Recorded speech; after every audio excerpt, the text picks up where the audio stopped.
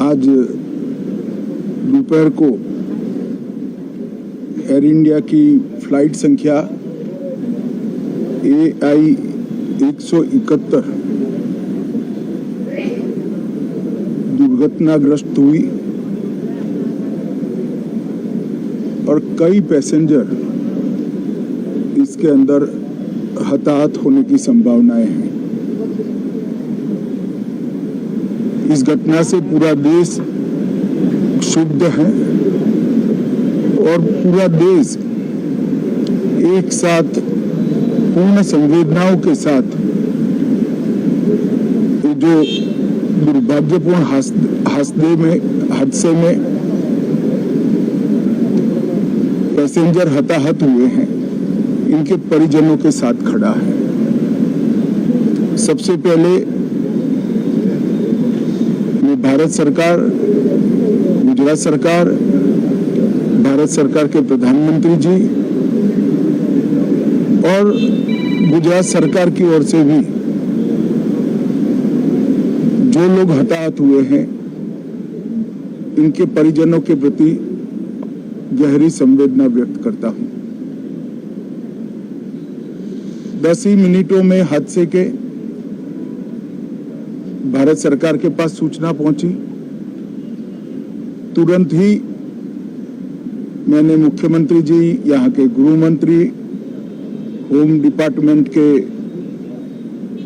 Control room, civil aviation department, civil aviation मंत्री, सभी से संपर्क किया। प्रधानमंत्री जी का भी तुरंत ही फोन आ गया और भारत सरकार और गुजरात सरकार के सभी डिपार्टमेंट एक साथ होकर राहत और बचाव कार्य में लगे। इस विमान में कुल मिलाकर 230 यात्री देश के और विदेश के और 12 क्रू मेंबर सवार थे। इसमें से एक यात्री का बचने का अच्छा समाचार मिला है, मैं उनको मिलकर आया हूं।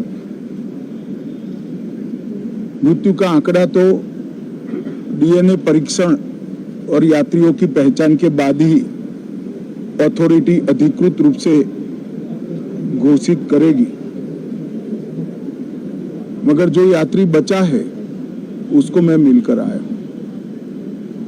घटना के तुरंत बाद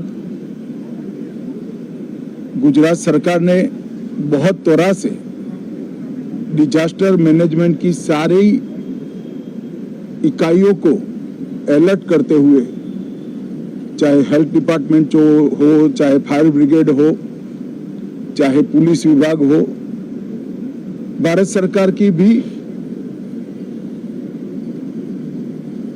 CAPF को संपर्क कर सभी ने एक साथ मिलकर राहत और बचाव का कार्य चालू किया। मगर 1.25 लाख लीटर ईंधन विमान के अंदर ही था और लगभग गर्मी, तापमान इतना ऊंचा हो गया कि किसी को बचाने की मौका ही नहीं मिला। अब मैं घटना स्थान पर भी जाकर आया हूं। सारे यात्रियों के मृतदेह को बाहर निकालने का काम लगभग समाप्त हो चुका है। जितने यात्रियों के परिजन यहां पहुंच चुके हैं, वो सबका DNA लेने की कार्यवाही भी 2-3 घंटों में समाप्त हो जाएगी। विदेश में जिनके परिजन हैं, उनको सूचना देने की कार्यवाही समाप्त हो चुकी है और जैसे ही पहुंचते हैं उनके भी DNA सैंपल लिए जाएंगे और मृतदेहों की पहचान के लिए जितने मृतदेह मिले हैं, इनके भी DNA सैंपल लेने की कार्यवाही समाप्त हो चुकी है। गुजरात में ही लगभग 1000 के आसपास DNA टेस्ट करने पड़ेंगे।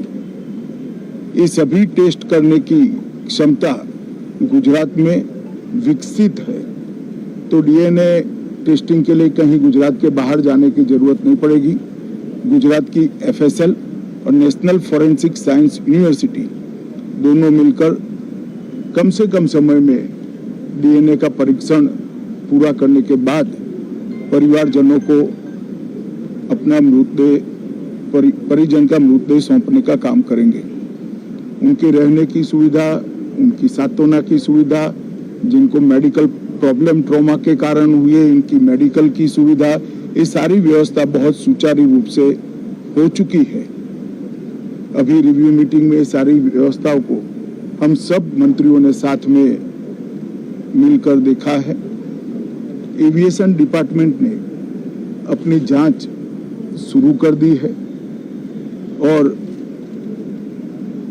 जांच तेजी से आगे बढ़े इसके लिए भी एविएशन मंत्री जी ने सूचनाएं दी है। मैं फिर से एक बार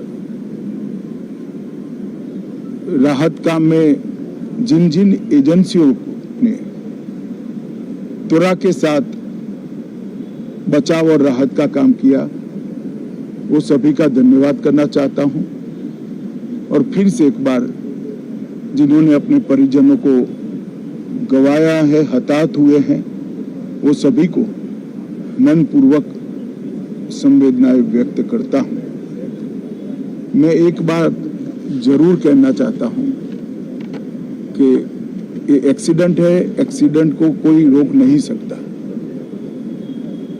परंतु 365 दिन 24 घंटा इस तरह की घटना के लिए प्रशासन का जो अलर्टनेस है उसकी कसौटी उसी वक्त होती है जब ऐसी घटनाएं होती है। और आज गुजरात के डिजास्टर मैनेजमेंट की तैयारियों का एक प्रकार से दुर्भाग्यपूर्ण तरीके से मगर कसौटी हुआ और बहुत त्वरा के साथ यहाँ पर काम किया गया, वो पूरे देश के मीडिया के सामने और परिजनों के सामने भी आया है। अंत में मैं फिर से एक बार सम्माननीय प्रधानमंत्री नरेंद्र मोदी जी की ओर से, भारत सरकार और गुजरात सरकार की ओर से सभी हताहत लोगों के परिजनों के प्रति गहरी संवेदना व्यक्त करता हूं। धन्यवाद।